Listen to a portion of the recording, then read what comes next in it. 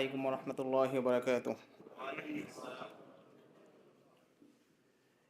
إن الحمد لله وحده لا شريك له والصلاة والسلام على نبيه محمد الذي لا نبي بعده.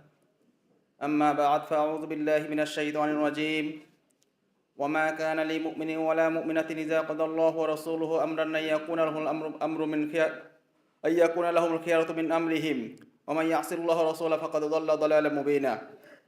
وقال الله تعالى في آية أخرى: فلا وربك لا يؤمنون حتى يحكموك فيما شجر بينهم ثم لا يجدوا في أنفسهم حرجا مما قضيت ويسلموا تسليما. وقال النبي صلى الله عليه وسلم: أمرت أن أقاتل الناس حتى يشهدوا أن لا إله إلا الله وأن محمدا رسول الله ويقيموا الصلاة ويؤتوا الزكاة فإذا فعلوا ذلك عصموا مني دماءهم وأموالهم إلا بحق الإسلام وحسابهم على الله. وقال النبي صلى الله عليه وسلم: لا يؤمن أحدكم حتى يكون هواه تبعا لما جئت به. صدق الله العظيم وصدق رسوله الكريم ونحن على ذلك لمن الشاهدين والشاكرين والحمد لله رب العالمين. বর্তমান একবিংশ শতাব্দীতে মুসলিম উম্মার মধ্যে আধুনিক জাহিলিয়াতের মধ্যে অন্যতম জাহিলিয়াত এবং অত্যন্ত ভয়ঙ্কর এক জাহিলিয়াতের নাম হচ্ছে ডেমোক্রেসি। ডেমোক্রেসি বা গণতন্ত্র মুসলিম উম্মার মাঝে এমন একটি ভাইরাস যা মুসলিমদের অজান্তেই অজ্ঞাতসারে তাদের মধ্যে ক্যান্সার রূপে তাদের মধ্যে আক্রমণ করেছে এবং ক্যান্সার যেমন দেহকে বিনষ্ট করে দেয়, তার মৃত্যু ঘটায়, তেমনি এইরকম এই ভাইরাসটি এসে মুসলমানদের ঈমান এবং আকীদার মধ্যে বিনষ্ট করে তাদের ঈমানকে বিনষ্ট করে চলেছে এবং তার ঈমানকে আস্তে আস্তে ধ্বংস করে চলেছে। এই জন্য ডেমোক্রেসির হাকিকত, ইসলামী দৃষ্টিকোণ থেকে ডেমোক্রেসির রূপরেখা এবং এর যে বিধান, এই বিষয়ে জানা প্রতিটি মুসলমানের জন্য একান্ত জরুরি। আজকে আমরা ডেমোক্রেসির হাকিকত, এটার স্বরূপ, এটার দুর্বলতা এবং ইসলামী গণতন্ত্রের নামে যে একটি পরিভাষা চালু হয়েছে এটার অসারতা নিয়ে ইনশাআল্লাহ সংক্ষিপ্ত আলোচনা করব ইনশাআল্লাহ আজিজ। প্রথমত আমরা গণতন্ত্রের সংজ্ঞা নিয়ে কথা বলছি। গণতন্ত্র, ডেমোক্রেসি, যেটা গ্রিক একটি শব্দ ডেমোক্রাটিয়া থেকে শব্দটি উচ্চারিত হয়েছে। ডেমোক্রাটিয়ার অর্থ করা হয়েছে জনগণের শাসন। ডেমো অর্থ ডেমোক্রেসি, ডেমো অর্থ হচ্ছে জনগণ আর ক্রেসি অর্থ হচ্ছে শাসন। শাসন পদ্ধতি, সরকার ব্যবস্থা পরিচালনার পদ্ধতিকে বলা হয় কারাটিয়া, যেটা গ্রিক ভাষা। এখান থেকে ডেমোক্রেসি শব্দটাই উদ্ভূত হয়েছে, ইংরেজি ভাষায় ডেমোক্রেসি বলা হয়। তো এটার আমরা যদি সংক্ষেপে এটার আবিধানিক অর্থ বলি, ডেমোক্রেসি অর্থ দ্বারা জনগণের শাসন ব্যবস্থা, জনগণের দ্বারা সরকারের যে পদ্ধতি এবং নীতিমালা রয়েছে এই নীতিমালা এবং এই পদ্ধতিকে বলা হয় ডেমোক্রেসি। আর এটার পারিভাষিক সংজ্ঞায় বলা হয় গণতন্ত্র এমন একটি ব্যবস্থা যা সংখ্যাগরিষ্ঠ মতের উপর ভিত্তি করে যেই সরকার ব্যবস্থা, যেই সরকারি নিয়ম কানুন এবং সংবিধান পরিচালিত হয় সেই ব্যবস্থাকে বলা হয় গণতান্ত্রিক সিস্টেম। গণতন্ত্রের আধুনিক উপকার আব্রাহাম লিঙ্কনের ভাষায় গণতন্ত্রের সংজ্ঞা দেওয়া হয়েছে government of the people, by the people, for the people, যে জনগণের জন্য, জনগণের দ্বারা জনগণের সরকার ব্যবস্থা, এটাকে বলা হয় ডেমোক্রেসি। এটা হচ্ছে ডেমোক্রেসির সংক্ষিপ্ত সংজ্ঞা, তার আবিধানিক এবং পারিভাষিক অর্থ। আমরা আবিধানিক এবং পারিভাষিক অর্থ থেকে যেটা জানতে পারলাম, ডেমোক্রেসির মধ্যে যেই বিষয়টি রয়েছে সেটা হচ্ছে জনগণের শাসন। জনগণের শাসন এই কথাটির মধ্যে দুইটি কথা রয়েছে, এখানে দুইটি পয়েন্ট রয়েছে যেটাকে বলা হয় ডেমোক্রেসির রোকন বা মূল ভিত্তি। ডেমোক্রেসির মূল ভিত্তি হচ্ছে দুটি, একটি হচ্ছে জনগণের জন্য সকল ক্ষমতা এবং সার্বভৌমত্ব সাব্যস্ত করা, যেমন বলা হয় জনগণই হলো সকল ক্ষমতার উৎস। তো জনগণের সকল ক্ষমতার উৎস, এটা হচ্ছে ডেমোক্রেসি বা গণতন্ত্র যারা লালন করে, যারা বিশ্বাস করে, তাদের জন্য এই তন্ত্রের প্রথম রোকন, প্রথম ভিত্তি হচ্ছে এই বিশ্বাস লালন করা জনগণের হাতেই রয়েছে সকল ক্ষমতা এবং সার্বভৌমত্ব। কোনো মুসলিম কখনো সকল ক্ষমতা এবং সার্বভৌমত্ব মানুষের হাতে, মানুষের কাছে থাকতে পারে এমন বিশ্বাস লালন করতে পারে না। সকল ক্ষমতা এবং সার্বভৌমত্ব রয়েছে একমাত্র আল্লাহ তাআলার। ইনিল হুকমু ইল্লা লিল্লাহ, সকল বিধান এবং হুকুম এবং বিধান এবং সংবিধান দেওয়ার ক্ষমতা একমাত্র আল্লাহ তাআলার। আল্লাহ তাআলা অন্য আয়াতে বলেছেন, আলা লাহুল খলকু ওয়াল আমর, যে নিঃসন্দেহে তোমরা শুনে রাখো যে তিনি সৃষ্টি করেছেন, তার যেহেতু সকল সৃষ্টি, এজন্য বিধান এবং আদেশ দেওয়ার অধিকার, আইন তৈরি করার অধিকার একমাত্র তারই। সুতরাং কোনো মুসলিম কখনো জনগণকে সকল ক্ষমতার উৎস, জনগণকে সার্বভৌমত্বের অধিকারী এবং সকল ক্ষমতার কেন্দ্রবিন্দু এমন বিশ্বাস লালন করতে পারে না। এটা ডেমোক্রেসির প্রথম রোকন। ডেমোক্রেসির দ্বিতীয় যে মূল ভিত্তি, সেটা হচ্ছে এখানে সে আইন তৈরি করার ক্ষমতা রাখে, আইন বানানোর অধিকার রাখে, যেটাকে বলা হয় আশশিরকু ফিত তাশরিয়, শরিয়া, আইন তৈরি করা, সংবিধান তৈরি করার ক্ষমতা, সংবিধান তৈরি করার অধিকার এই সিস্টেম মানুষকে দিয়ে থাকে। তাহলে এই সিস্টেমের মধ্যে দুটি কাজ করা হয়। একটি হলো আকীদাগতভাবে, বিশ্বাসগতভাবে সকল ক্ষমতার উৎস মনে করা হয় জনগণকে, আর সংবিধান এবং আইন তৈরি করার ক্ষেত্রে এই শিরকি ব্যবস্থাটা মানুষের হাতে তুলে দিয়েছে, তারাও আল্লাহ তাআলার মতো আইন তৈরি করতে পারে। তাহলে এই রোকন থেকে আমরা এখানে দুটি বিধান পাই। একটি হচ্ছে গণতন্ত্র বা ডেমোক্রেসি, এটা হলো কুফরি সিস্টেম। কুফরি সিস্টেম কেন?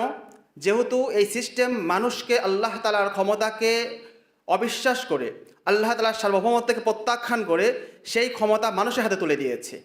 যেই সিস্টেম ইসলামে যে রোকন, ইসলামের প্রধান যে শর্ত, আল্লাহ তাআলার কাছে সকল ক্ষমতা, আল্লাহ তাআলার জন্য সার্বভৌমত্ব বিশ্বাস, সেই বিশ্বাসকে নষ্ট করে, সেই বিশ্বাসকে প্রত্যাখ্যান করে মানুষের কাছে যে বিশ্বাসের যে দণ্ডভার তুলে দিয়েছে, সেই বিশ্বাস নিঃসন্দেহে কুফরি বিশ্বাস। এই জন্য প্রথম যে রোকন, এটার ভিত্তিতে বলা হয় গণতন্ত্র হচ্ছে একটি কুফরি বিশ্বাস। দ্বিতীয় নম্বর যেই রোকন ছিল, মূল ভিত্তি ছিল, সেটা হলো আশশিরকু ফিত তাশরিয়, আইন তৈরি করার ক্ষেত্রে শরিক করা। এই সিস্টেম মানুষকে আল্লাহ তাআলার পাশাপাশি শরিক বানিয়ে নিয়েছে। আল্লাহ তাআলা যেমন আইন তৈরি করতে পারেন, মানুষও তেমন আইন তৈরি করতে পারে। তবে তারা বলেছে মানুষের ক্ষেত্রে আইন তৈরি করার যেই প্রক্রিয়া, যেই সিস্টেম, যে জায়গা, সেটা ভিন্ন, আর আল্লাহ তাআলার জন্য আইনের জায়গাটা ভিন্ন। আল্লাহ তাআলা আইন তৈরি করবেন, আল্লাহ তাআলা আইন দিবেন, যে আইন আমরা পালন করব সেটা হচ্ছে আমাদের ব্যক্তিগত ইবাদত যেগুলো রয়েছে, যেমন নামাজ, রোজা, হজ, যাকাত, এই সকল ইবাদতের ক্ষেত্রে আল্লাহ তাআলার বিধান, এইগুলো আমরা মানব। কিন্তু রাষ্ট্র পরিচালনা, আইন তৈরি করা, সংবিধান প্রণয়ন করা এবং মানুষের যে বিচার ব্যবস্থা রয়েছে, এই সকল ক্ষেত্রে আল্লাহ তাআলা বিধান মানা যাবে না। এই সকল ক্ষেত্রে মানব রচিত যে বিধান, আমাদের বানানো যে আইন রয়েছে, সেই আইন দ্বারা পরিচালনা করতে হবে, সেই আইন দ্বারা শাসন কার্য বাস্তবায়ন করতে হবে। তো এই ক্ষেত্রে মানুষ এখানে দুইটা ভাগ করে নিয়েছে। তারা ব্যক্তিগত ইবাদতের জন্য আল্লাহ তাআলার বিষয়টিকে মেনে নিয়েছে, কিন্তু রাষ্ট্র ব্যবস্থা পরিচালনার ক্ষেত্রে তার মানুষের হাতে এই দায়িত্ব অর্পণ করেছে। তাহলে এই ক্ষেত্রে মানুষ এখানে শিরক করে, এই জন্য এই গণতান্ত্রিক সিস্টেমকে বলা হয় শিরকি একটি ব্যবস্থা। এই জন্য এটাকে আমরা একই সাথে বলতে পারি যে এটা একই সাথে কুফর, একই সাথে শিরক, একই সাথে কুফরি এবং শিরকি সিস্টেমের নাম হচ্ছে গণতন্ত্র। অনেকে এটাকে হারাম বলে, কিন্তু হারাম আর শিরক আর কুফরের মধ্যে পার্থক্য রয়েছে। হারাম হচ্ছে আপনার সীমানার মধ্যে রয়েছে, তবে সীমানার প্রান্তে, যে প্রান্ত থেকে বের হয়ে যাওয়ার আশঙ্কা রয়েছে। যেমন একটা এরিয়ার মধ্যে, আপনি যখন পাহাড়ের মধ্যে একটি জায়গা নির্ধারণ করা থাকবে যে এটা একটা এরিয়ার মধ্যে রেড জোন থাকবে একটা, যেই জোনের পরে গেলে পড়ে যাওয়ার আশঙ্কা রয়েছে।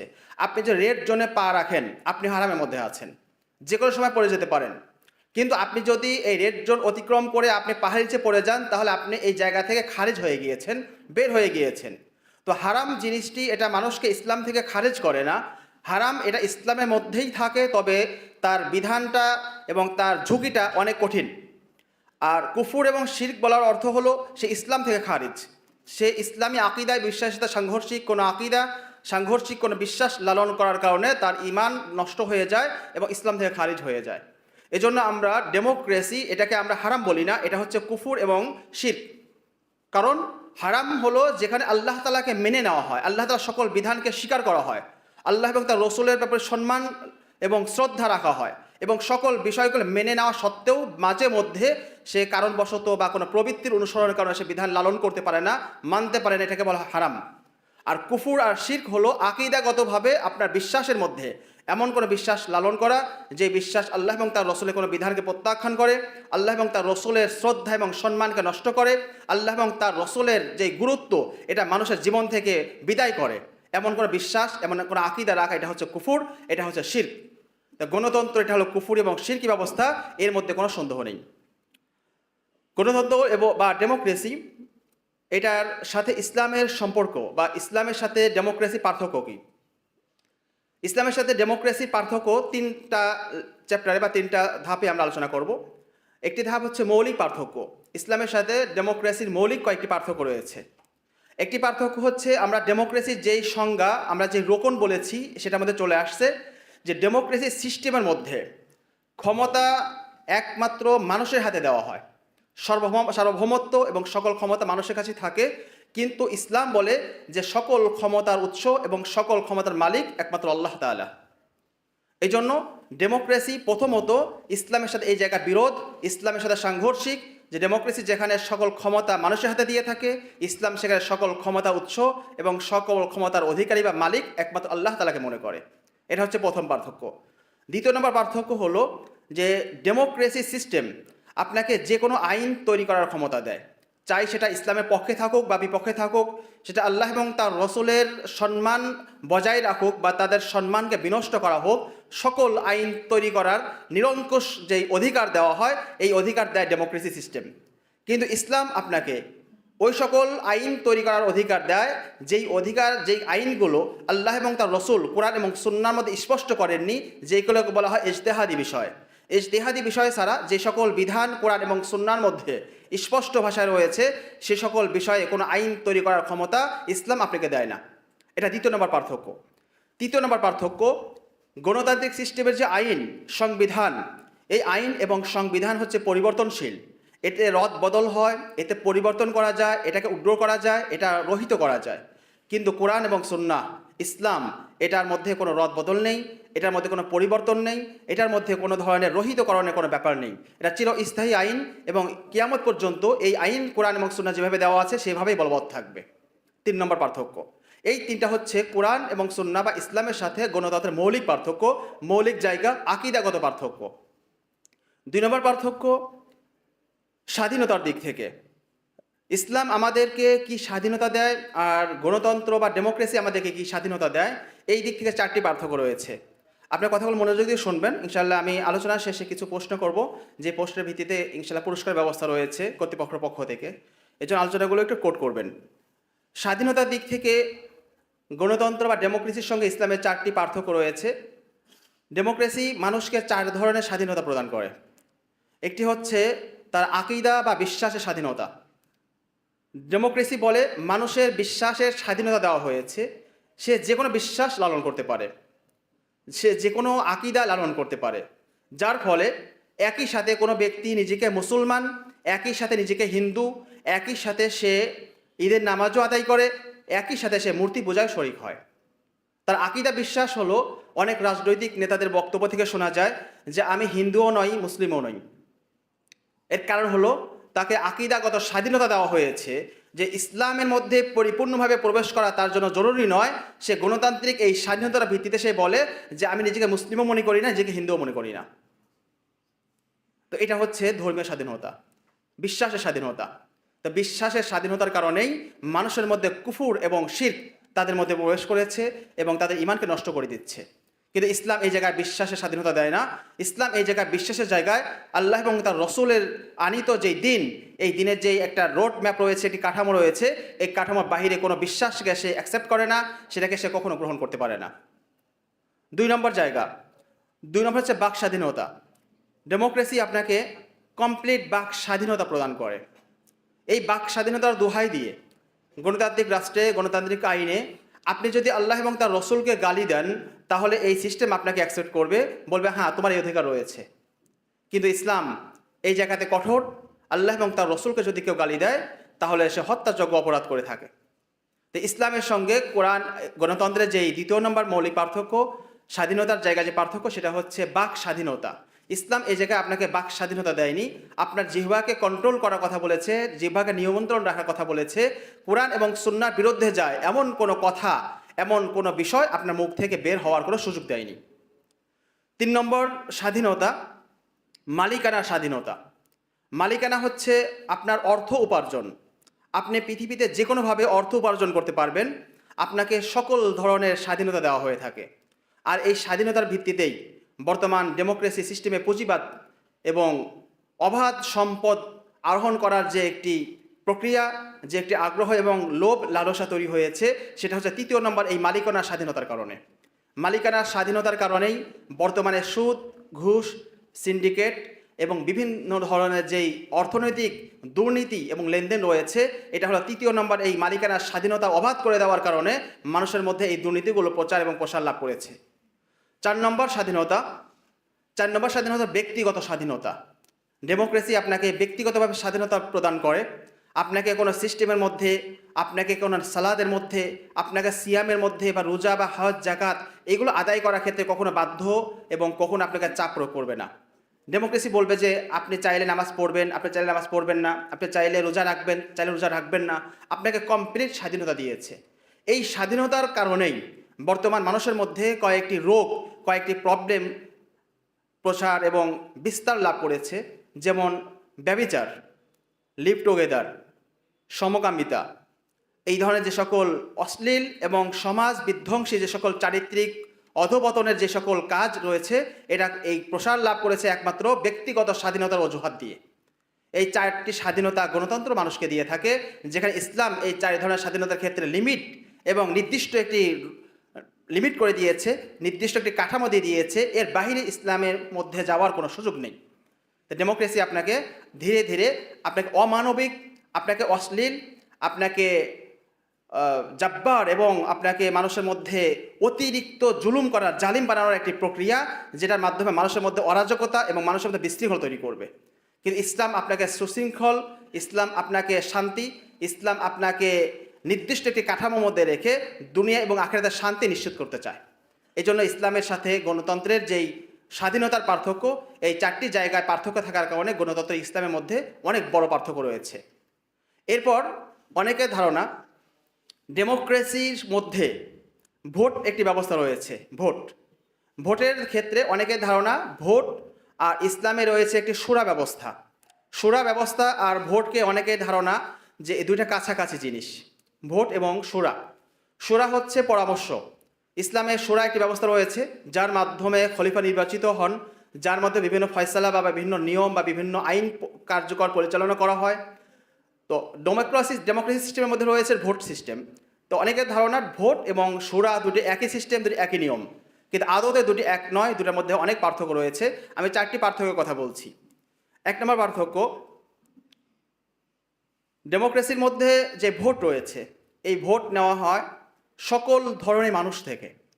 সে যদি 18 বছর বয়সী হয়, এরপরে সে শিক্ষিত হোক, অশিক্ষিত হোক, সে দিনদার হোক, ফাসেক হোক, জালিম হোক, সে যে কোনো ধরনের লোক না হোক না কেন, তার থেকে ভোট নেওয়া, তার থেকে রায় নেওয়ার সুযোগ রয়েছে।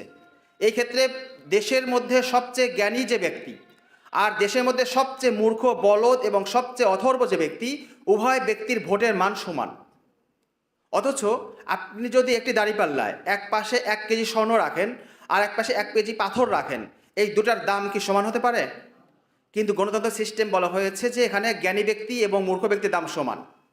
এখানে একজন জ্ঞানী ব্যক্তিকে অপমান করা হলো এবং যে সমাজ ব্যবস্থা, রাষ্ট্র ব্যবস্থা সহ সকল ব্যাপারে জ্ঞানী, তার ভোটের যেই মান, যে ভ্যালু, একজন মূর্খ, একজন বলদ এবং একজন অথর্ব ব্যক্তি, ফাসেক ব্যক্তি, জালেম ব্যক্তি এবং দুর্নীতিবাজ, তার ভোটের একই ভ্যালু। এটা ভয়ঙ্কর একটা প্রবণতা, যা মানুষকে জালিম বানাতে উদ্বুদ্ধ করে, জালিম বানানোর পথ প্রসারিত করে। এই জন্য এটা হচ্ছে ডেমোক্রেসির একটি বড় প্রবলেম, যেখানে ভোটের মাধ্যমে সে সকল মানুষকে সমান অধিকার দেওয়ার কথা বলে মূলত এর জ্ঞানী শ্রেণী এবং সকল মানুষের উপর জুলুম করার ব্যবস্থাকে সুগম করে দেয়। কিন্তু ইসলাম এই জায়গায় শুরার কথা বলছে। শুরা কারা হতে পারবে? শুরা হতে পারবে যারা ইলম, আমল, তাকওয়া, দিন এবং দিয়ানতদারি, আমানতদারি সকল ক্ষেত্রে যা উত্তীর্ণ, যাদের ব্যাপারে কোনো ধরনের প্রশ্ন নাই, যাদের ব্যাপারে কোনো দুর্নীতির অভিযোগ নেই, যাদের ব্যাপারে কোনো ধরনের মিথ্যা, ধোঁকা এবং মুনাফিকির কোনো সম্ভাবনা নাই, এমন লোকদের যে একটি নির্বাচিত দল, নির্বাচিত অংশ, এইরকম লোকদেরকে বলা হয় আহলুস শুরা। আহলুস শুরা হয় দেশের মধ্যে যারা বাছাইকৃত, যারা গ্রহণযোগ্য, যারা সমাদৃত এবং যারা জ্ঞানে, গুণে, গরিমায় সর্বসেরা, এমন একটি বিশেষ দলকে বলা হয় আহলে শুরা। এই শুরার পরামর্শে যেই রাষ্ট্র পরিচালিত হয়, সেই রাষ্ট্র অবশ্যই সফলতার পথের দিকে এগিয়ে যায়। এই জন্যই সুরাভিত্তিক যে রাষ্ট্র, সুরাভিত্তিক যেই দেশ পরিচালিত হয় সেই দেশ সফলতার দিকে এগিয়ে যায়। আর যেখানে পাগল ছাগল, ভালো মন্দ, জ্ঞানী মূর্খ সবার পরামর্শে এবং অধিকাংশ মূর্খদের পরামর্শে যেই দেশ পরিচালিত হয় সেই দেশ মূর্খতার দিকে এবং ধ্বংসের দিকে পরিচালিত হয়। এই জন্য এটা হলো সুরা ব্যবস্থা এবং ভোট ব্যবস্থার মৌলিক একটি পার্থক্য।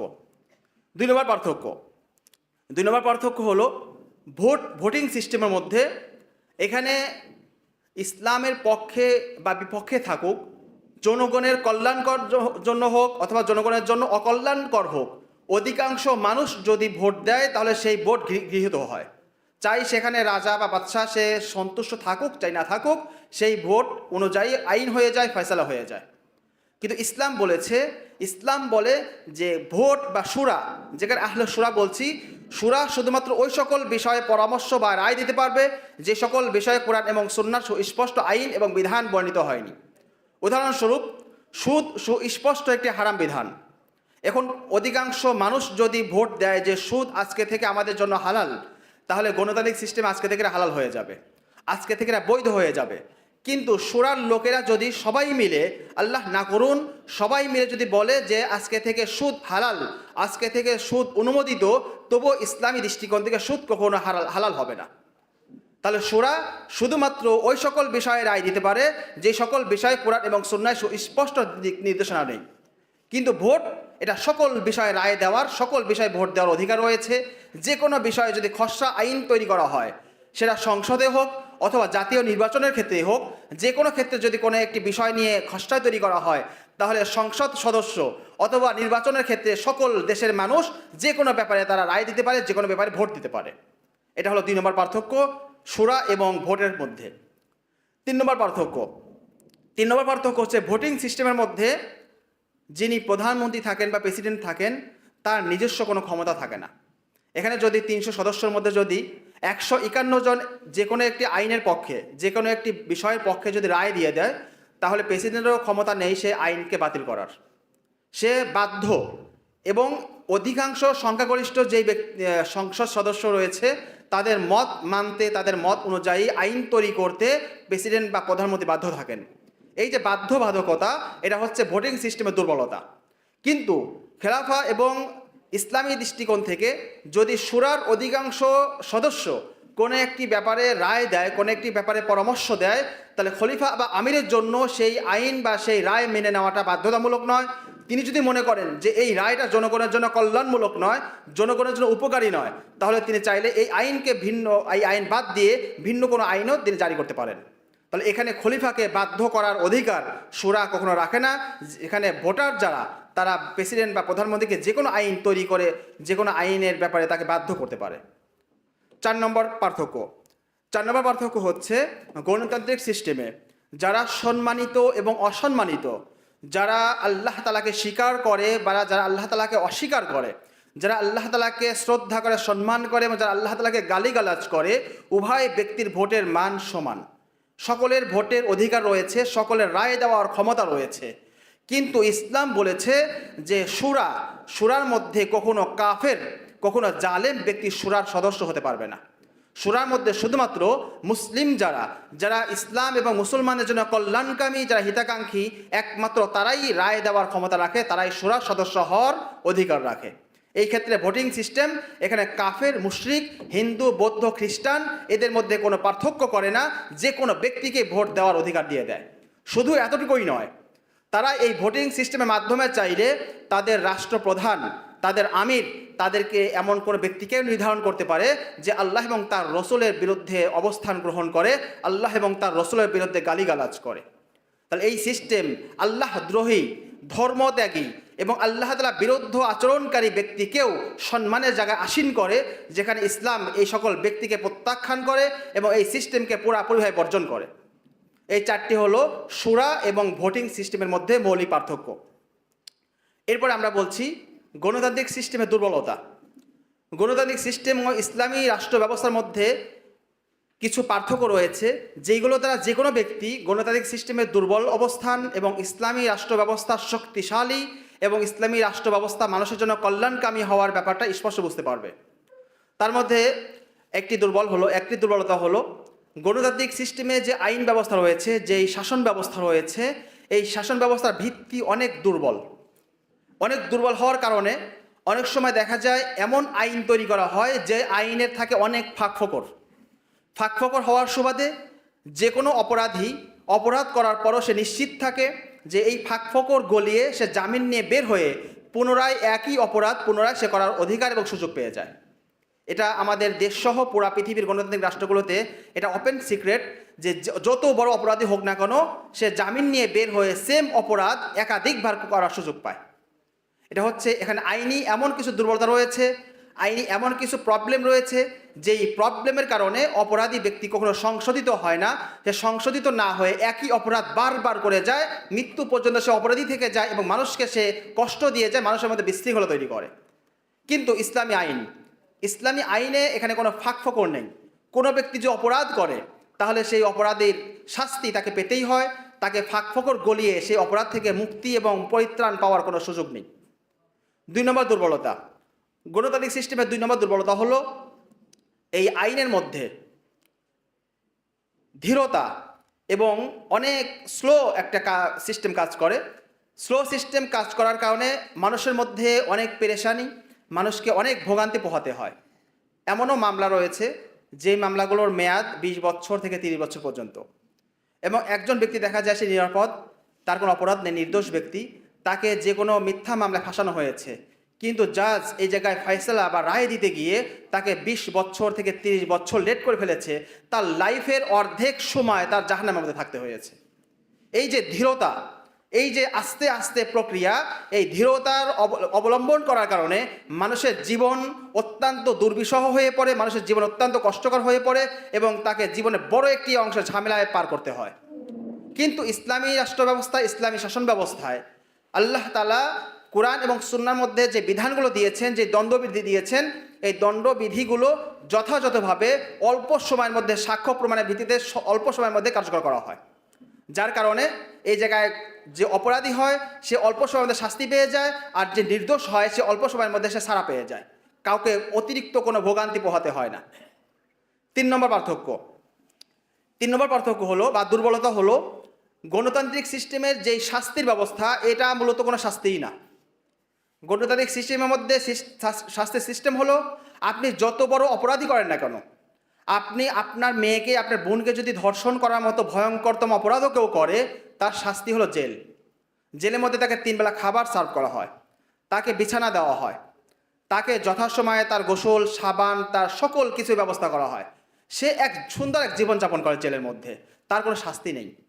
এবং সে একটা পর্যায়ে সে জামিনে বের হয়ে এসে আপনার চোখের সামনে ঘোরাফেরা করবে, কিন্তু আপনি আপনার হাতে আইন তুলে নিতে পারবেন না। ভয়ঙ্কর একটা ব্যাপার।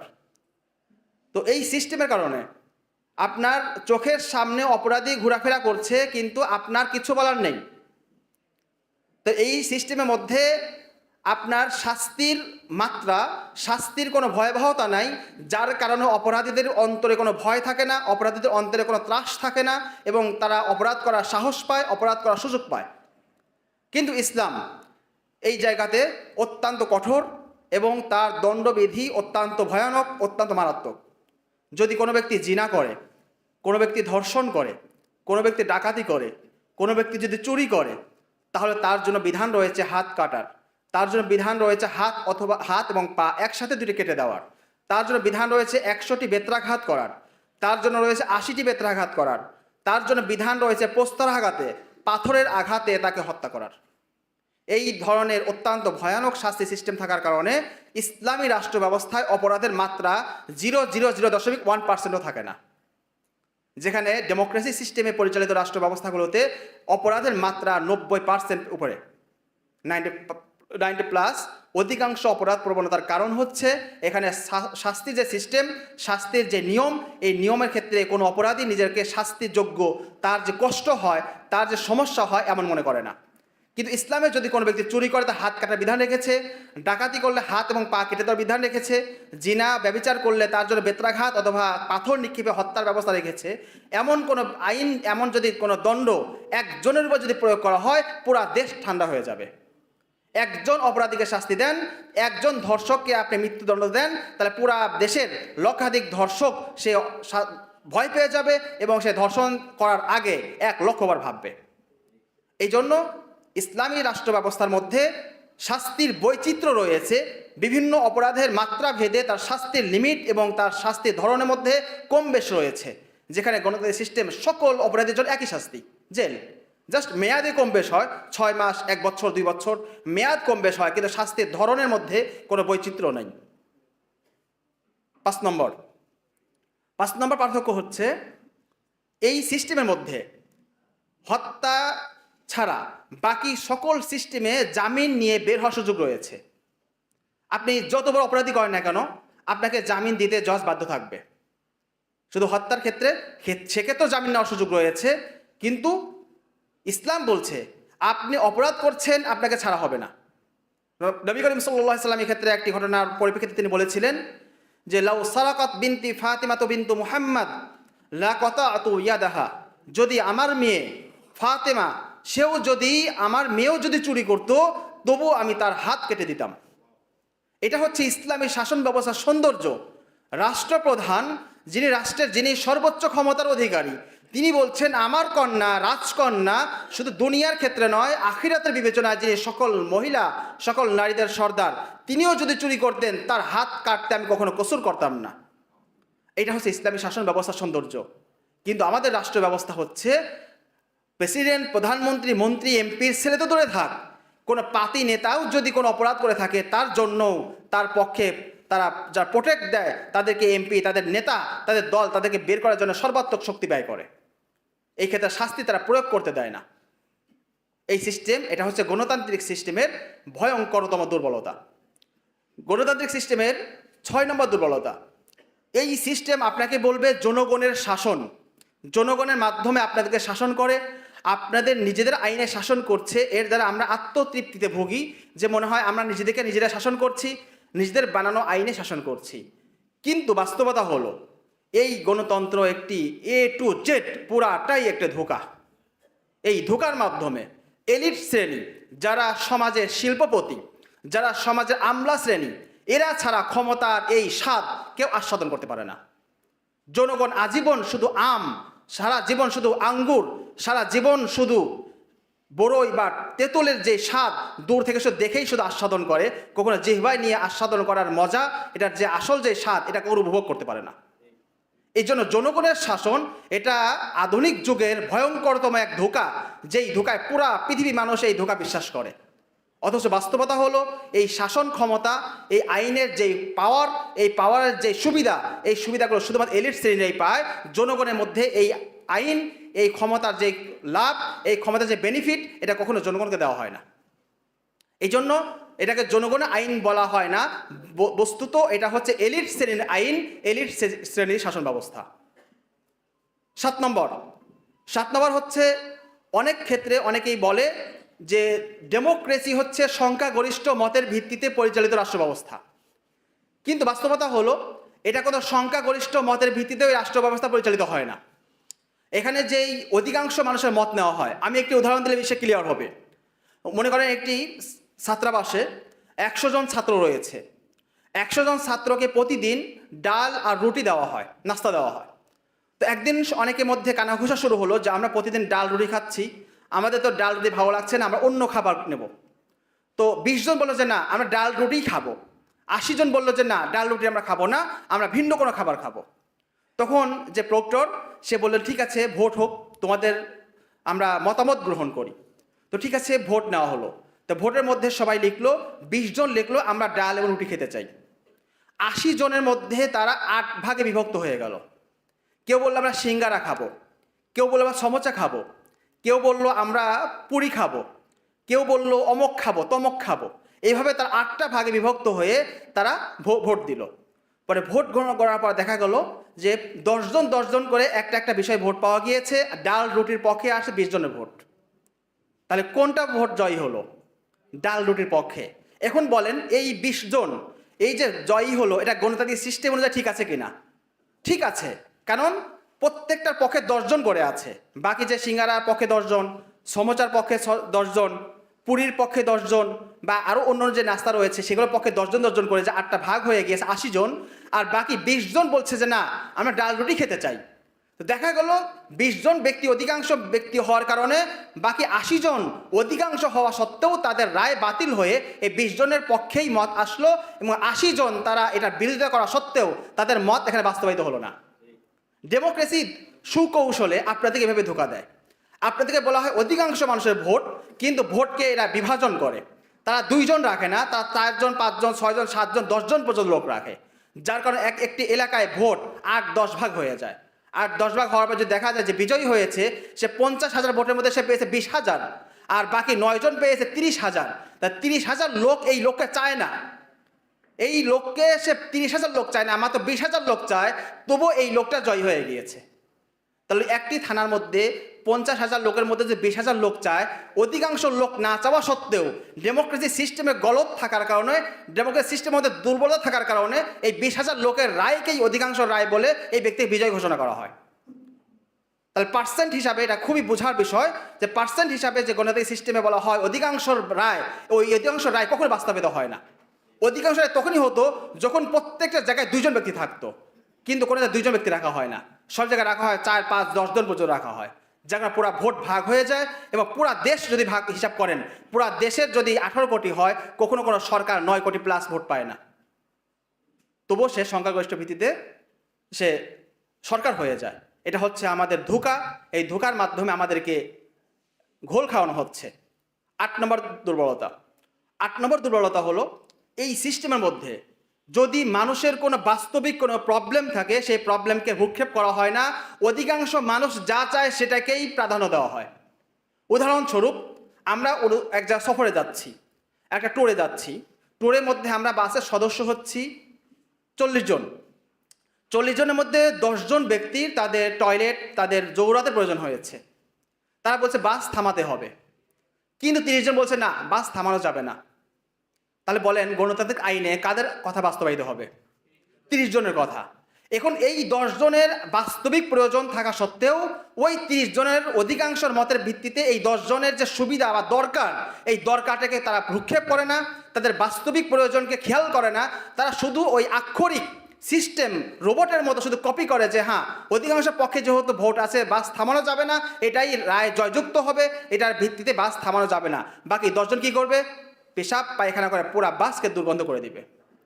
গণতান্ত্রিক সিস্টেম এমন যে গণতান্ত্রিক সিস্টেম অধিকাংশ ব্যক্তির রায় তো নেওয়া হয়, কিন্তু এমন অনেক অল্প মানুষ থাকে যাদের চিন্তা, যাদের প্রয়োজন, যাদের যে দরকার, এই দরকার প্রয়োজন পূরণ করাটা অধিকাংশ মানুষের রায়ের বাস্তবায়ন করার চাইতে বেশি গুরুত্বপূর্ণ থাকে। কিন্তু সেই গুরুত্বকে তারা অগ্রাহ্য করে, সেই গুরুত্বকে তারা অগুরুত্বপূর্ণ মনে করে ওই রোবটের মতো একটা কপি সিস্টেম ওই অধিকাংশ মানুষের রায়কে বাস্তবায়ন করার চেষ্টা করে, চাই অন্য মানুষ হাজারো কষ্ট পাক, মারা যাক, তার কোনো ভ্রুক্ষেপ করে না। এটা ডেমোক্রেসি সিস্টেমের 8ম দুর্বলতা। এই দুর্বলতাগুলো বিরোধে ইসলামের ব্যবস্থা, ইসলামী রাষ্ট্র ব্যবস্থা রয়েছে অত্যন্ত সুন্দর এবং মানুষের জনকল্যাণের জন্য, মানুষের সুবিধার জন্য, দুনিয়া এবং আখিরাত উভয় জায়গাতে তাদের সফলতার জন্য যে সিস্টেম রয়েছে সেটা হলো ইসলামী রাষ্ট্র ব্যবস্থা। এরপর আসে আমরা ডেমোক্রেসির সমস্যা, ডেমোক্রেসি প্রবলেম, ডেমোক্রেসির সঙ্গে ইসলামী যে পার্থক্য সেই জায়গাগুলো আলোচনা করে ক্লিয়ার করলাম। এরপর আমরা ইসলামী ডেমোক্রেসি, ইসলামী গণতন্ত্রের একটি পরিভাষা শুনেছি। এটা হচ্ছে গুরুত্বপূর্ণ একটি পয়েন্ট যেটা আমাদের অনেকেই জানা দরকার। ইসলামী ডেমোক্রেসি বলতে কোনো পরিভাষা হতে পারে কিনা? ইসলামী ডেমোক্রেসি শব্দ আমরা যদি ডেমোক্রেসি বুঝে থাকি, ডেমোক্রেসি বা গণতন্ত্রের সংজ্ঞা যদি জেনে থাকি, তাহলে এই শব্দের সঙ্গে ইসলামী শব্দ যুক্ত হতে পারে কিনা? পারে না। যেরকমভাবে জিনা, ব্যভিচার এটা হারাম, সুদ এটা হারাম, ঘুষ এটা হারাম, হারাম কোনো বিধানের সঙ্গে যেরকম ইসলামী শব্দ বিশেষণ যুক্ত হতে পারে না, অনুরূপভাবে কুফুর এবং শিরকি কোনো ব্যবস্থার সঙ্গে ইসলামী শব্দ কখনো যুক্ত হতে পারে না। কারণ ইসলাম বলছে যেখানে কোরআন এবং সুন্নাহর পক্ষে, আর ডেমোক্রেসি বলছে কোরআন এবং সুন্নাহকে পায়ের নিচে রেখে প্রত্যাখ্যান করে মানব রচিত আইনে পরিচালিত হতে। সুতরাং ডেমোক্রেসিকে যদি ইসলামী বলা হয়, একই সাথে শয়তান ভি রাজি রহে রহমান বি নারাজ না হোক, শয়তানও খুশি থাকুক এবং আল্লাহ তাআলা অসন্তুষ্ট না হোক, এমন একটা ব্যবস্থা। এখানে আগুনও থাকুক, পানিও থাকুক, এমন বৈপরীত্য দুইটা সাংঘর্ষিক ব্যবস্থা, এটা কখনো সঠিক হতে পারে না। এই জন্য ডেমোক্রেসির সঙ্গে ইসলামী শব্দর এই বিশেষণ এটা কখনো যুক্ত হওয়াটা সঠিক নয়। ইসলামী গণতন্ত্র এই পরিভাষা একটা সবর্ব ভুল এবং একটা ভ্রান্ত একটি শব্দ। কেন? এবার আমরা এই পয়েন্টে আসছি, খুব সংক্ষেপে আমরা কথাগুলো বুঝিয়ে দেওয়ার চেষ্টা করছি যাতে যে কোনো ব্যক্তি বিষয়টা বুঝতে সহজ হয়। ডেমোক্রেসিতে আপনি যখন যাবেন, ডেমোক্রেসির কথা অনেকে মনে করে যে ডেমোক্রেসির মাধ্যমে আমরা যখন অধিকাংশ মানুষের রায়, অধিকাংশ মানুষের মত নিয়ে ইসলামের পক্ষে যখন অধিকাংশ মানুষের ভোট পাবো, তখন তো ইসলাম কি হয়ে যাবে, কায়েম হয়ে যাবে। আপনি এখানে 300 জন আছেন, 300 জনের মধ্যে যদি 151 জন যদি বলে আজকে থেকে সালাত আদায় করা জরুরি, আজকে থেকে সালাত আদায় করতে হবে, তাহলে বলেন ডেমোক্রেসি সিস্টেমে সালাত আজকে থেকে আদায় করা জরুরি হবে কিনা? আইন অনুযায়ী কিন্তু হবে। এক্ষেত্রে প্রবলেম 3টা। 1 নম্বর প্রবলেম হলো শারঈ প্রবলেম, শরিয়তের দৃষ্টিকোণ থেকে প্রবলেম। 2 নম্বর প্রবলেম হলো প্র্যাকটিক্যাল বাস্তবিক প্রবলেম। 3 নম্বর হচ্ছে ঐতিহাসিক প্রবলেম। 3টা প্রবলেম বলে দিচ্ছি, তার ক্লিয়ার হয়ে যাবে। শারঈ প্রবলেম হলো আপনি যখন 300 জন সদস্য, 300 জন সাংসদের সামনে আপনি একটি ইসলামী আইনকে বাস্তবায়ন, ইসলামী আইনকে প্রতিষ্ঠা করার লক্ষ্যে একটা খসড়া তৈরি করেছেন। যখন স্পিকার একটি খসড়া তৈরি করলো যে আজকে থেকে মানুষের জন্য সুদ খাওয়া, আজকে থেকে মানুষের জন্য ঘুষ খাওয়া হারাম, আজকে থেকে মানুষের সবার জন্য আজান যখন হবে তখন সবার দোকান বন্ধ করে নামাজ প্রতিষ্ঠা করা, নামাজ কায়েম করা আজকে থেকে ফরজ, একটা খসড়া তৈরি করা হলো। এরপর আপনি কি করলেন, সংসদ সদস্যদের সামনে আপনি এই খসড়া তৈরি পেশ করলেন এবং বললেন আপনারা সবাই কি করেন, হ্যাঁ ভোট বা না ভোট। এই সিস্টেম তো শুনেছেন আপনারা, হ্যাঁ ভোট বা না ভোট আপনারা সবাই দেন। আচ্ছা বলেন, এখন 151 জন আপনি ইসলামপন্থী মাধ্যমে আপনার সংসদে গিয়েছেন, আপনি বলছেন যে আমরা ইসলামপন্থী, আমরা ইসলামকে বিজয়ী দেখতে চাই, ইসলামকে আমরা জয় করতে চাই। আপনারা সবাই মিলে মানুষের ভোট নিয়ে আপনার এমপি হয়ে আপনার সংসদে গিয়েছেন, ঠিক আছে। 151 জন ভোটও পেলেন। ভোট হওয়ার পরে একটা আইন হয়ে গেল, আজকে থেকে দেশে ইসলামী অনুযায়ী আজকে থেকে নামাজ ফরজ করা হলো, নামাজকে বাধ্যতামূলক করা হলো, পুরা দেশে নামাজ সবাই পড়তে বাধ্য। আচ্ছা এখন বলেন, এই দেশে ইসলাম কায়েম হলো নাকি ডেমোক্রেসি কায়েম হলো? সহজ বিষয়, অনেকে বুঝতে পারেননি। ইসলাম কেন কায়েম হয়নি? ইসলাম তখন কায়েম হবে যখন মানুষের মুখাপেক্ষী হওয়া ছাড়া, মানুষের কাছে মত নেওয়া ছাড়া, মানুষের কোনো পরোয়া করা ছাড়া, আসমান এবং জমিনের রবের বিধান, যেই বিধানের ব্যাপারে কারো মত নেওয়ার কোনো প্রয়োজন নেই, যারা মত নেওয়ার কোনো অধিকার নেই, যারা মত নেওয়ার কোনো সুযোগই নেই, আল্লাহ তাআলার বিধান এসেছে মাত্রই সেই বিধান কার্যকর, সেই বিধান বাধ্যতামূলক। আপনি যদি আইন বাধ্যতামূলক করতে মানুষের রায় নেন, তাহলে এটা মানুষের রায় বাস্তবায়ন করছেন, আল্লাহর আইন বাস্তবায়ন করছেন না। যদি আপনি 151 জন ব্যক্তির রায়ের মুখাপেক্ষী হন, তাহলে তো আপনি এটা মানুষের সংসদ সদস্যদের রায় বাস্তবায়ন করলেন, আর আল্লাহর আইন বাস্তবায়ন করলেন না। তাহলে এই ভোটিং সিস্টেমের মাধ্যমে সংখ্যাগরিষ্ঠ ব্যক্তির মতের ভিত্তিতে আপনি যদি ইসলামী বিধিবিধান কার্যকর করেনও, তবুও এটা ইসলামী ব্যবস্থাকে প্রতিষ্ঠা করা, এই কথা বলা যাবে না। 2 নম্বর পয়েন্ট, আপনি যখন এই খসড়াটা সামনে রাখছেন, এই রাখাটাই হলো কুফর। অনেকে আশ্চর্য হচ্ছেন, এই খসড়া রাখার মধ্যে কুফর কোথায়? আপনি কোরআন পড়ে দেখেন যে ওমা কানা লিল মুমিনিন ওয়ালা মুমিনাতিন ইযা কাদাল্লাহু ওয়া রাসূলুহু আমরান আই ইয়াকুনা লাহুমুল খিয়ারাতু মিন আমরিহিম, যে কোনো মুমিন পুরুষ, কোনো মুমিন নারীর অধিকার নেই, আল্লাহ এবং তার রসুল যখন কোনো ফয়সালা, কোনো বিধান, কোনো আইন দিবেন, কোনো ফয়সালা করবেন, আই ইয়াকুনা লাহুমুল খিয়ারা, তাদের কোনো অপশন, তাদের কোনো ভোট দেওয়া, তাদের কোনো ধরনের এখতিয়ার, তাদের বাছাই করার সুযোগ তাদের নেই। ওমান ইয়াসিল্লাহ রাসূলা, আর যে ব্যক্তি এই নিয়ম ভঙ্গ করে আল্লাহ এবং তার রাসূল বাধ্য আচরণ করবে, ফাকাদ দাল্লা দালালাম মুবিনা, সে সুস্পষ্ট বিভ্রান্তির মধ্যে পতিত হলো। এত সুস্পষ্ট আয়াত থাকার পর আপনি যখন বলছেন যে আজকে থেকে মদ হারাম, আপনি ভোট দেন, আপনি ব্যাপারটা এমন হলো যে আপনাকে বাদশাহ আপনাকে একটি নির্দেশ পাঠিয়েছে, আর আপনি এলাকার জনগণকে জিজ্ঞেস করেছেন, ভাই তোমরা আমাকে বলো বাদশার আইন মানবো নাকি মানবো না। এই কথা যদি বাদশা শোনে, আপনার প্রাণ রাখবে? কোনো সুলতান যদি আপনাকে আদেশ পাঠায়, এই আদেশটাই যথেষ্ট, আপনি এই আইন মানতে বাধ্য। আপনি যদি পরিবারের সাথে পরামর্শ করেন, পরিবার যদি রায় দেয় তাহলে মানবেন, পরিবার রায় না দিলে মানবেন না, এলাকাবাসী পরামর্শ দিলে মানবেন, এলাকাবাসী পরামর্শ না দিলে মানবেন না। এমন কথা যদি বাদশাহ বা সুলতান শোনে, আপনার মৃত্যুদণ্ড ঘোষণা করবে। তাহলে আল্লাহ তাআলার আইন, আল্লাহ তাআলার বিধান আপনি মানুষের মুখাপেক্ষী হয়ে যখন তাদের রায় নিয়ে বাস্তবায়ন করছেন, আল্লাহ তাআলা আপনাকে কেন ধরবে না? এই জন্য আল্লাহ তাআলার বিধানকে কায়েম করতে হবে এইভাবে, আল্লাহ তাআলার বিধানটা আল্লাহ তাআলার বিধান, মানলে মানো, না মানলে তোমাদের শাস্তি রয়েছে। এটাকে বলা হয় ইসলাম প্রতিষ্ঠা। আর আপনি যদি অধিকাংশ মানুষের রায় নিতে যান, আল্লাহ কি বলছেন? ওয়া ইন তুতি আকসারা মান ফিল আরদ ইউদিল্লুকা আন সাবিলিল্লাহ। আপনি যদি জমিনের অধিকাংশ মানুষের রায় নেন, অধিকাংশ মানুষের কথা শোনেন, তাহলে মানুষ আপনাকে বিভ্রান্ত করবে, আল্লাহর পথ থেকে আপনাকে বিচ্যুত করে দেবে। কারণ অধিকাংশ মানুষ ইসলাম চায় না, অধিকাংশ মানুষ আল্লাহ এবং তার রাসূলের বিধান চায় না। যার কারণে আপনি অধিকাংশ মানুষের মতের ভিত্তিতে ইসলাম কায়েম করতে চান, ইসলাম কায়েম করতে পারবেন না, মানুষের রায়ের ভিত্তিতে নিজের প্রবৃত্তি কায়েম করতে পারবেন। এই জন্য ডেমোক্রেসির অধিকাংশের মতের ভিত্তিতে ইসলাম কখনো প্রতিষ্ঠিত হবে না। এর মাধ্যমে মূলত গণতন্ত্রের একটি ভুল ভার্সন প্রতিষ্ঠিত হবে। এই জন্য ডেমোক্রেসির মাধ্যমে ইসলাম প্রতিষ্ঠা করার চিন্তা, এটা অত্যন্ত ভুল এবং এটা অত্যন্ত ভয়ানক একটি প্রবণতা। 2 নম্বর সমস্যা, আপনি এই সিস্টেম যদি কায়েম করতে চান, আপনি যদি বলেন যে না, আমরা সংসদে গিয়ে আমরা এই সিস্টেম রাখবো না, আমরা বলবো যে আজকে থেকে আল্লাহ এবং তার রাসূলের আইনের ব্যাপারে কোনো মত নেওয়া হবে না, আল্লাহ এবং তার রাসূলের আইন অটোমেটিক বাধ্যতামূলক, এটাই আমাদের সংবিধান। দুস্তুরুন আল কোরআন দুস্তুরুন আস সুন্নাহ, আমাদের সংবিধান কোরআন এবং সুন্নাহ। আপনি যদি এমন ঘোষণা দেন, তাহলে এটা সরাসরি গণতান্ত্রিক যে রুলস, গণতান্ত্রিক যে নিয়ম, এই নিয়মের সাথে সাংঘর্ষিক। আর গণতান্ত্রিক এই সিস্টেমের সাথে সাংঘর্ষিক কোনো জন্য আপনি যদি আইন তৈরি করেন, তাহলে এই দেশের জনগণ আপনাকে রাখবে না, আপনার কথা মানবে না। এটা হচ্ছে ডেমোক্রেসি সিস্টেমে, আপনাকে এই সিস্টেমের মধ্যে যেতে দেওয়া হবে না। আচ্ছা, নামাজের ইন্তেজাম এখানেই করা হবে। আমরা ইনশাল্লাহ এখানেই সালাত আদায়ের ব্যবস্থা রাখছি ইনশাল্লাহ। তো এই সিস্টেমের মধ্যে আপনি যদি মনে করেন যে আমরা ওই কুফরি সিস্টেমে যাব না, যে খসড়া তৈরি করে সংসদ সদস্যের ভোট নেব, এই সিস্টেমে যাব না, বরং আমরা বলবো যে প্রথমেই দুস্তুরুন আল কুরআন ও সুন্নাহ, আমাদের সংবিধান হলো কোরআন এবং সুন্নাহ, বাকি অন্যান্য বিষয়ে আমরা ভোট নেব, মতামত নেব। আপনি যদি এটা করতে চান, তাহলে ডেমোক্রেসি যারা আপনাকে ভোটে বসিয়েছে, তারা কি এই কথা মেনে নেবে? মানবে না।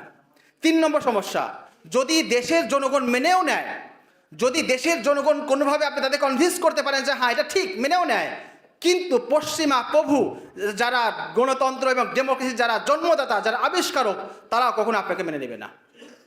ঐতিহাসিকভাবে এটা প্রমাণিত। আপনি ইতিহাস দেখেন, ইতিহাস না দেখে যদি শিক্ষা না নেন, তাহলে এই পথে বারবার ধোঁকা খাবেন, বারবার রক্ত ঝরবে, বারবার ঘাম ঝরবে, কখনো ইসলাম প্রতিষ্ঠা করতে পারবেন না। আপনার মিশরের কাহিনী জানেন, মিশরে মুসলিম ব্রাদারহুডের নাম শুনেছেন আপনারা। মুসলিম ব্রাদারহুড 2012 সালের জুন মাসে তারা পৃথিবীর ইতিহাসে অত্যন্ত শক্তিশালীভাবে তারা সর্বোচ্চ ভোট পেয়ে তারা নিজেদেরকে গণতান্ত্রিক সিস্টেমের সরকার ব্যবস্থা গঠন করেছিল।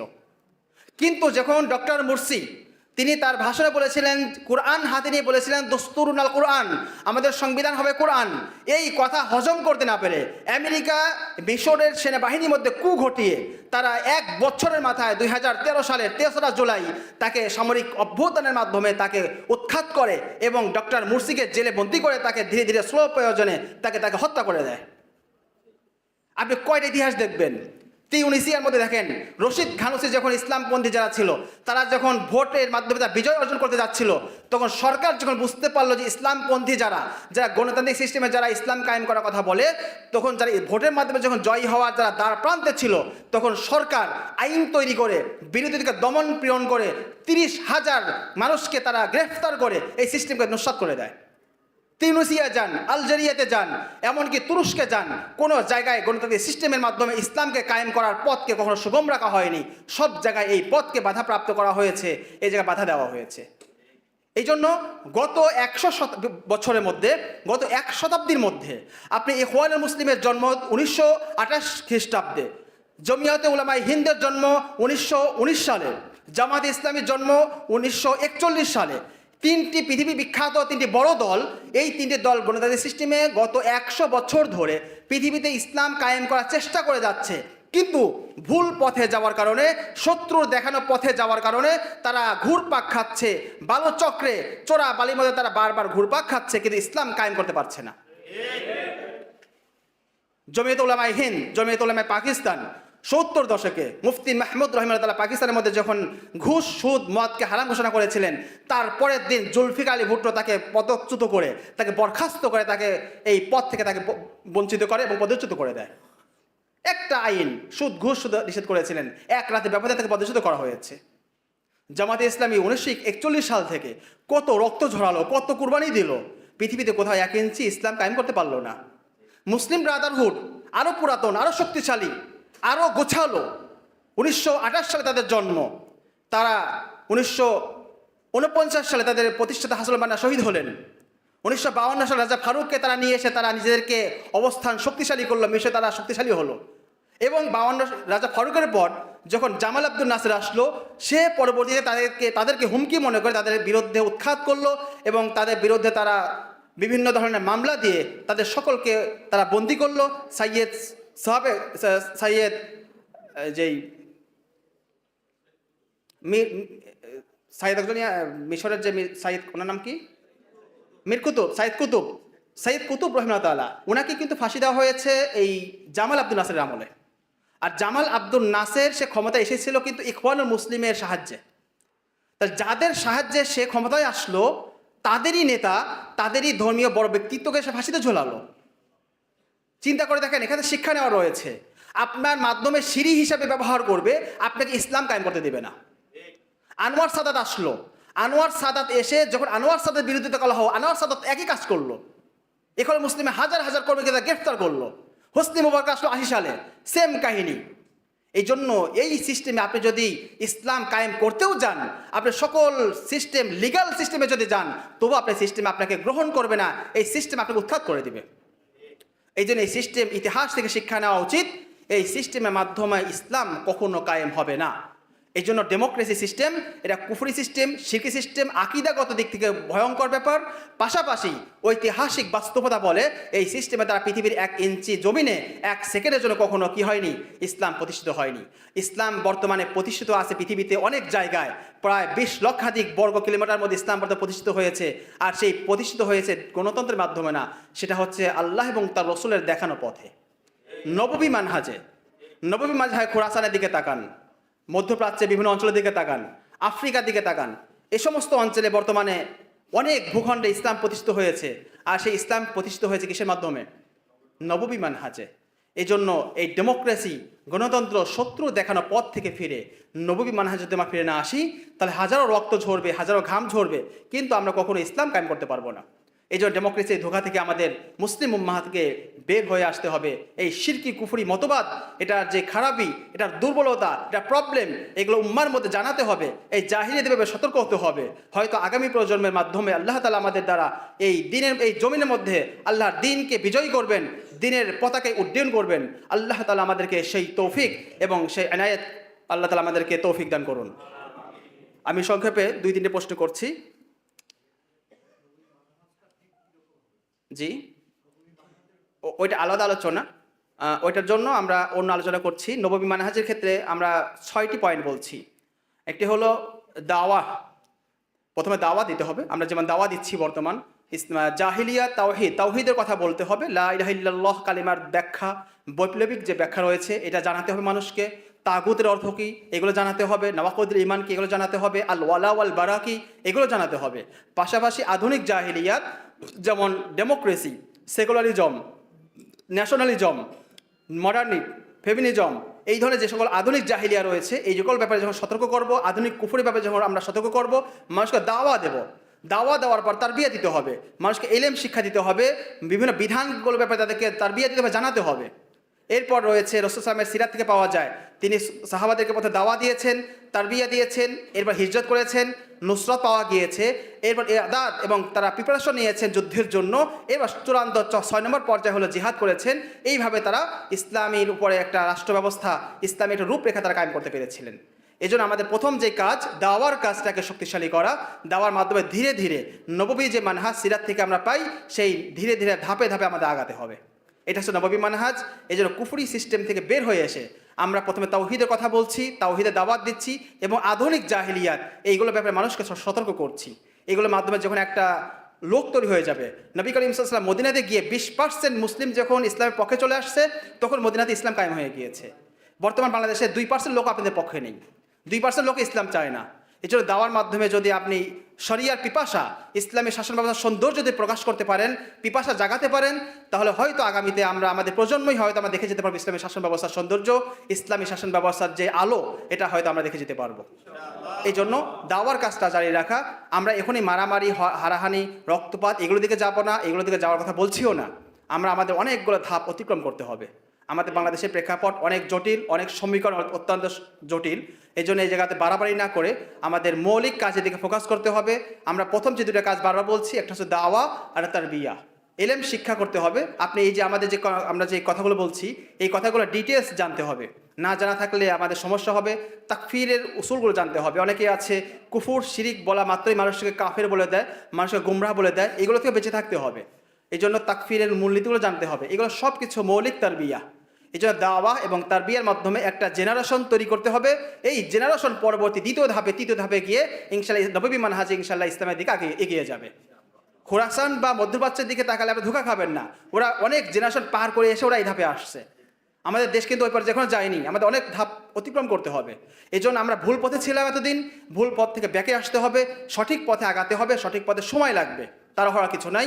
সঠিক পথে যদি আমরা আগাতে থাকি, আগামী 20-10 বছরের মধ্যে ইনশাল্লাহ ইসলামের একটা জাগরণ, ইসলামের জোয়ার তৈরি হবে ইনশাল্লাহ। তো আমি 2-3টা প্রশ্ন রাখছি, এই ব্যাপারে আমি কথা বলবো। ডেমোক্রেসির রোকন কয়টি, কে বলতে পারবে? জি বলেন।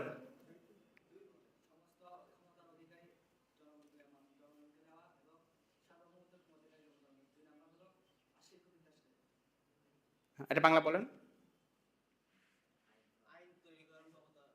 সাহায্য করা যাবে না, এটা নকল করা যাবে না পরীক্ষায়।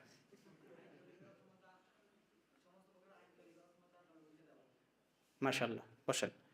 আচ্ছা, ভাইকে পুরস্কার জন্য রাখবেন।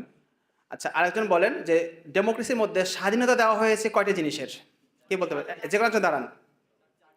আচ্ছা বলেন, শুধু নামগুলো বলেন সংক্ষেপে।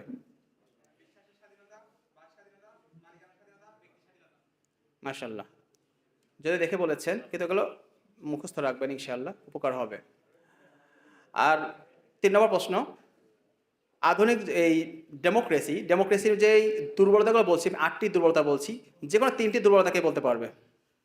যে কোনো 3টি দুর্বলতা ডেমোক্রেসির। আপনি তো বলছেন, আপনি দাঁড়ান, আপনি বসেন। আপনি বসেন।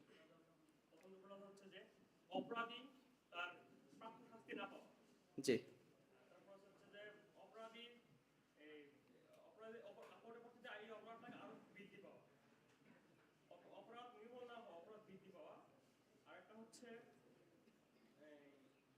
দ্রুত বলতে পারবে কে? যেখানে দাঁড়িয়ে যান, দ্রুত।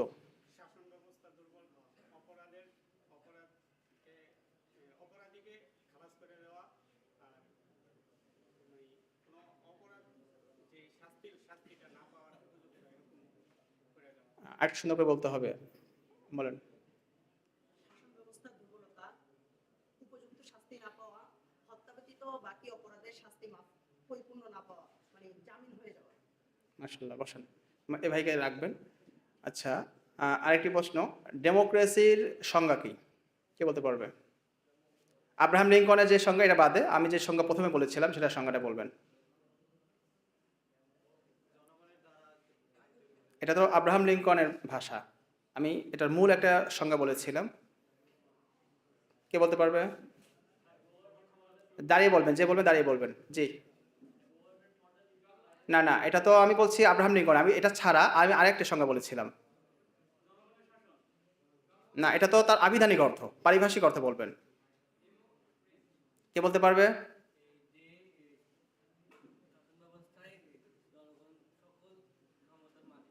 না না, আর কে বলতে পারবেন? না, এটা না। এনিওয়ান? এটা মনে হয় ভুলে গিয়েছেন। মূল সংজ্ঞাটা মনে রাখতে হবে।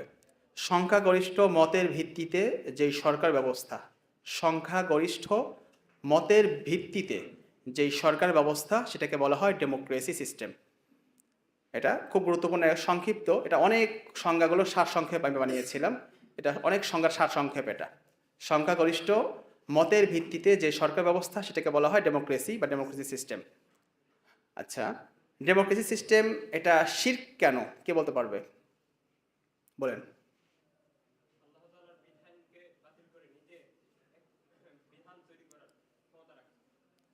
বাতিল করলে তো কুফর হয়ে যায়। জি জি। হ্যাঁ, এটা মানে শিরকটা কিভাবে হয়েছে?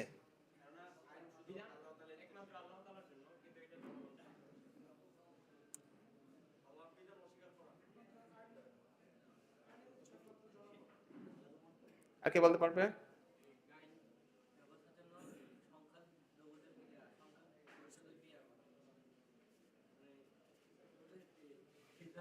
শরিক, শরিক বলা হয় যিনি অংশীদার, মানে আল্লাহরও অংশ আছে, মানুষেরও অংশ আছে, এইভাবে বোঝান আমাকে।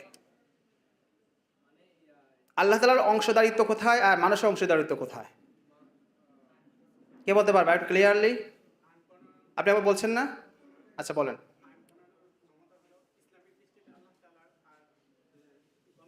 না না, পার্থক্য বলছি না, আমি শিরকটা কিভাবে হয়েছে। হ্যাঁ আপনি বলেন।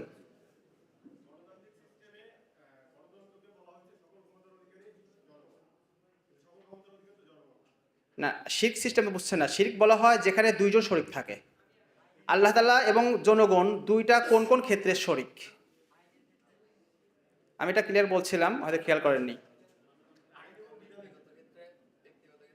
মাশাআল্লাহ মাশাআল্লাহ, হ্যাঁ এই ভাই কথা বলছেন। জি, শিরকটা হয়েছে মানুষ গণতি সিস্টেমে আল্লাহ তাআলার নামাজ রোজা এই বিধানগুলো নিয়ে তেমন আপত্তি করে না। নামাজ পড়বে, সমস্যা নাই। আপনি ইসরায়েলে যান, তাও নামাজ পড়ার সুযোগ দিবে। আপনি হোয়াইট হাউসে যান, রোজার জন্য আপনি ইফতারি ব্যবস্থা করবে। ওরা এই সিস্টেমে আপনার ব্যক্তিগত ইবাদত নিয়ে কথা বলে না। তো ব্যক্তিগত আল্লাহর বিধান এইগুলো তারা মেনে নেয়, কিন্তু যখন রাষ্ট্রীয় ব্যবস্থায় যাবেন তখন বলবে স্টপ, আর সুযোগ নেই তোমার কথা বলার। তো এই জায়গায় তারা রাষ্ট্রীয় ব্যবস্থা, সংবিধান এবং এই সকল আইনগত ব্যাপারগুলোতে তারা শরিক সাব্যস্ত করে, নিজেদেরকেই তারা ক্ষমতার অধিকারী মনে করে। কিন্তু ইবাদতের ক্ষেত্রে তারা বলে না যে আমি তোমাদের জন্য আলাদা নামাজের ব্যবস্থা রাখছি, তোমাদের জন্য আলাদা রোজা, এই কথা কোনো মানুষ বলে না। এই জন্য এই জায়গার শরিকটা হয়েছে এমন, আল্লাহ তাআলার জন্য ইবাদতের জায়গাগুলো রেখে দেওয়া হয়েছে, আর শাসন ব্যবস্থার জন্য রাখা হয়েছে নিজেদের বানানো আইন। এটা কে বলেছেন উত্তরটা? এই ভাই, এই ভাইয়ের জন্য ইনশাল্লাহ রাখবেন। তো যে সকল ভাইরা জবাব দিয়েছেন, আল্লাহ আপনার সবাইকে যাচাই খায়ের দান করুন। আর আল্লাহ তাআলা আমাদেরকে যে গণতান্ত্রিক দেশ, যে কুফর এবং এটা শিরক এবং এটা যে জাহিলিয়াত এবং এটা যে দুর্বলতার আমরা আলোচনা করেছি, এইগুলো বুঝে এবং মানুষকে দাওয়া দিয়ে এই জাহিলিয়াত থেকে আমরা যেন মানুষকে ফিরিয়ে আনতে পারি এবং নববী মানহাজে দিনকে প্রতিষ্ঠা করতে পারি, আল্লাহ তাআলা আমাদেরকে সেই তৌফিক আল্লাহ তাআলা আমাদেরকে এনায়েত দান করুন। ওয়া আখিরু দাওয়ানা আলহামদুলিল্লাহি রাব্বিল আলামিন। আসসালামু আলাইকুম ওয়া রাহমাতুল্লাহি ওয়া বারাকাতুহু।